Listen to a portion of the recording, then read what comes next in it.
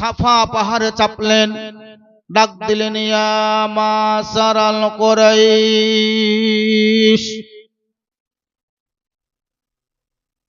দ্বিতীয়বার ডাক দেওয়া হলো ইয়া মাসারাল কুরাইশ।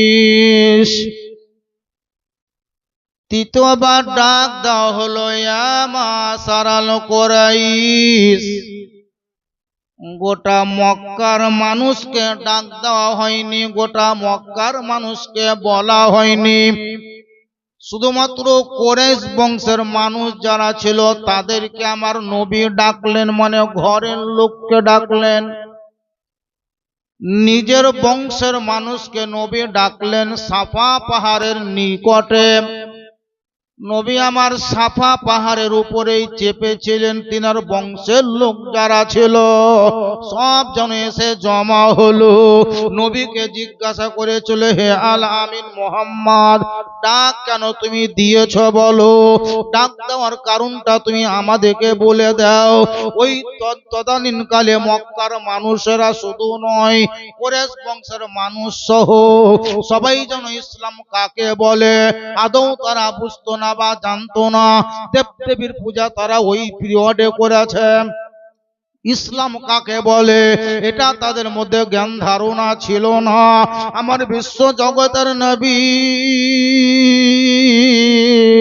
আকা মুস্তাফা ডাক দেওয়ার পরে সবাই একত্রিত হলো।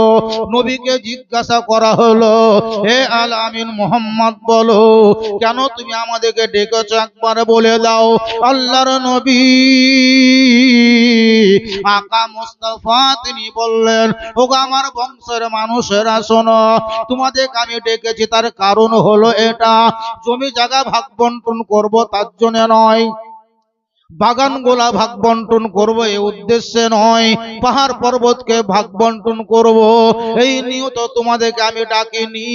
আল্লাহর নবী আকা মুস্তাফাকে জিজ্ঞাসা করা হলো, হে আল আমিন মুহাম্মদ বলো, তুমি কেন আমাদেরকে ডেকেছো। নবী আমার বললেন, তোমাদেরকে ডাকার কারণ হলো তোমরা যে ওপেন ভাবে বলো আর লুকায়িত ভাবে ছুপায়িত বলো, তোমরা যে সুবহানাল্লাহ শরীয়তের দৃষ্টিতে হারাম জিনিস পান করছো খাচ্ছো, এটা শরীয়তের দৃষ্টিতে বৈধ নয়।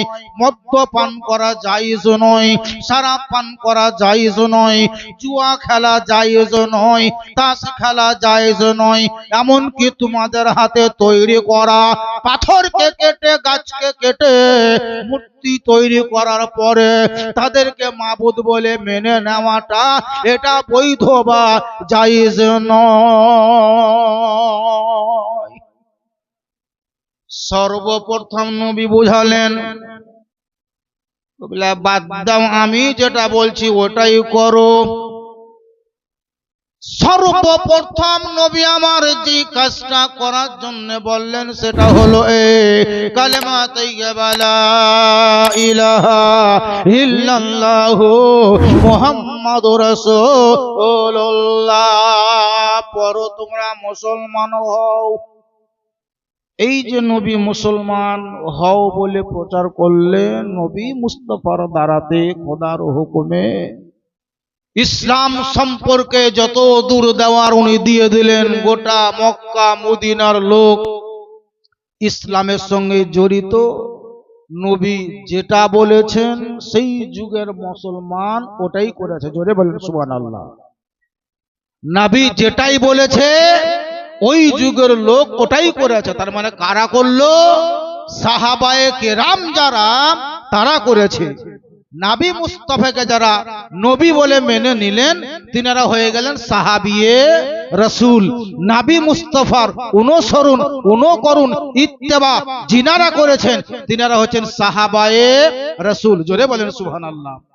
হযরত আবু বকর সিদ্দিক নবী যেটা বলেছেন ওটাই করেছেন। হযরত ওমর নবী যেটা বলেছেন ওটাই করেছেন। হযরত ওসমান গনি নবী যেটা বলেছেন ওটাই করেছেন। হযরত আলী মুর্তজা নবী যেটা বলেছেন ওটাই করেছেন।